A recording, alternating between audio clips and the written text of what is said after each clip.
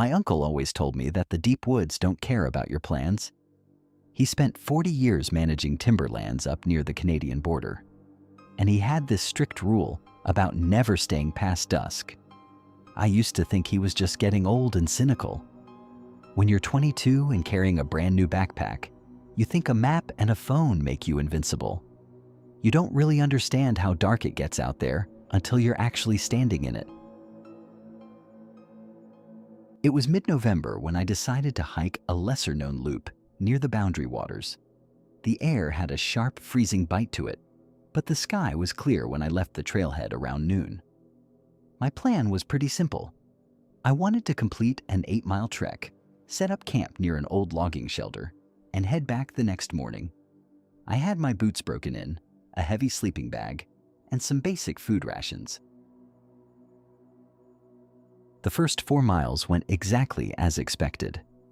The only sound was the crunch of pine needles under my feet. I remember stopping around midnight to take a drink of water and tighten my left boot lace. My phone battery was at 84% when I checked the digital map. But about an hour later, everything changed. A dense gray fog began rolling through the trees, swallowing the light. By 4 p.m., or maybe 4:30, I couldn't see more than 10 feet ahead of me. My breath was coming out in thick white clouds, and the trail just sort of disappeared into the brush. Something felt off. It was quiet. Too quiet. It was the kind of silence where you can suddenly hear your own heartbeat and the rustle of your jacket against your arms. The birds had completely stopped. Then came the smell. It didn't drift in with the breeze. It was just suddenly there. It smelled like rotting meat, mixed with damp swamp water. It was foul enough to make me gag. I stopped, adjusting my heavy pack, turning slowly in a circle. Through the fog, maybe 20 or 30 yards away, I saw something. It looked tall, standing perfectly still behind a cluster of birch trees. At first, I thought it was just a fallen log or a weirdly shaped tree trunk, but it was vertical. It looked like it was standing on 2 legs hunched forward. "Hello?"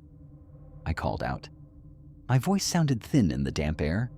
The shape didn't move, but a second later, a voice came out of the haze. "Ben? Hey man, I'm freezing out here." I froze. For a moment, I couldn't even draw a breath. A man's voice came out of the gray haze. It sounded tired, almost out of breath. He just said, "Hey, I'm over by the big pine. I think I broke my ankle." It sounded so real, so human. But my gut instantly screamed at me that something was wrong. There were no other cars at the trailhead. I was supposed to be completely alone out here. "Help me. I lost the trail," the voice replied.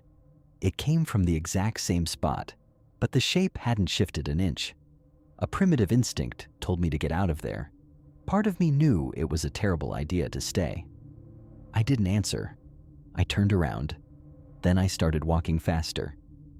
A few seconds later, I was running. I don't remember exactly how long I ran. My heavy boots felt like lead, and the fog was getting thicker. The bare branches kept catching on my jacket, tearing at my clothes. I could hear something moving behind me now. It wasn't running, but it was taking long, heavy steps, moving through the thick brush with terrifying ease. I kept my eyes glued to the ground, terrified of tripping. Finally, a dark outline appeared through the fog directly ahead. It was the logging shelter, a small 3-sided wooden lean-to. I practically threw myself inside, dropping my pack onto the dirt floor. The shelter was completely open in the front, so it didn't offer much protection. But having a roof gave me a temporary sense of relief. I reached into my pocket, my fingers shaking violently, and pulled out my small black flashlight. The beam was weak, cutting through the swirling fog outside the shelter. Then the voice started again. "Benny, dinner's ready, come inside." It was my mother's voice. It was the exact phrase she used to say when I was a kid playing in the yard. Hearing those specific words out here, in the middle of a freezing wilderness, made my stomach completely drop.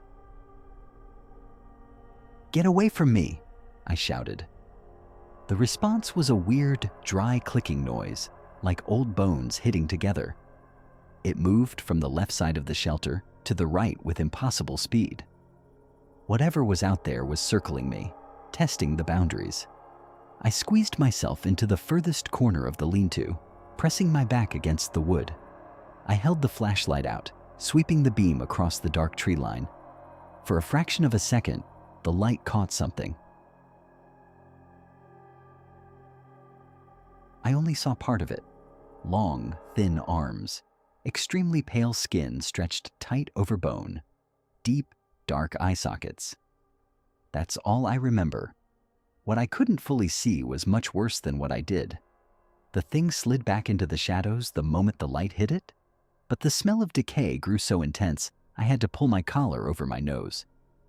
"It's just an animal," I kept whispering to myself, my teeth chattering uncontrollably from the cold and panic. "It's just a bear. The mind plays tricks in the dark." But bears don't speak.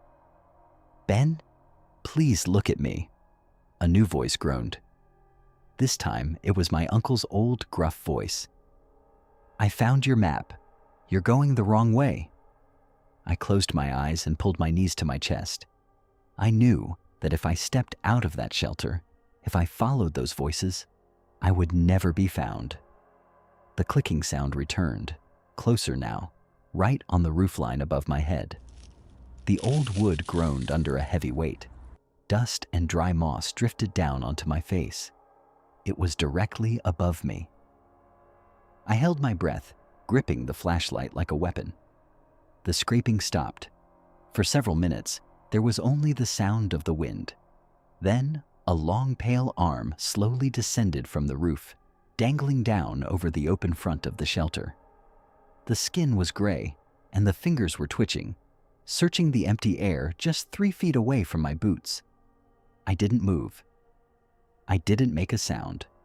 I knew that even a single gasp would give away my exact position. The hand stayed there for what felt like an eternity. Finally, as the first faint hint of blue morning light began to break through the trees, a distant wind ripped through the valley. The creature let out a sharp, piercing shriek, a sound that was half human and half animal, and launched itself off the roof, disappearing back into the deep timber. I stayed in that corner until the sun was fully up and the fog had completely cleared. My shoes were frozen solid and my hands were totally numb, but I didn't care. I grabbed my pack and ran the 4 miles back to the trailhead without looking back once.